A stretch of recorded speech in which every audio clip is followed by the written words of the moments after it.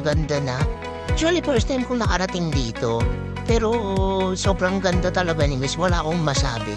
So ayan, hanggang sa nakarating na nga kami sa loob. O ayan si Kalbo. Ewan ko best kung bakit lagi kaming iniiwan ni Kalbo kapag naglalakad kami.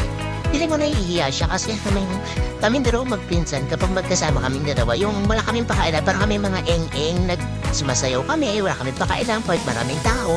Kaya naman si Kalbo, parang gumagawa na lang siya sarili niyang buhay. Tapos ayan na, nandito na kami sa tikitan. Ayan, bumila na din si Kalbo. Tapos hanggang sa nakakuha na kami ng ticket. Tadan! O si Bakla, o. Alam mo naman talaga, first time na. Ngayong taon, naka-4 na punta na, di ba? Kasi ewan ko kung anong tinitingnan ni Bakla dyan. Parang gusto yata niya mag-rent ng car. Tapos nung pagkasilip niya, biglang sinabi niya, ay, wag na nga. O diba, parang ewan lang. Sabog ka ba, girl? Tapos meron dyan lumapit sa amin na kabayan. Ewan ko, natawa kami kasi bigla niyang inabot yung cellphone niya. Ayan si nanay na nakaitim na yun. Sabi niya,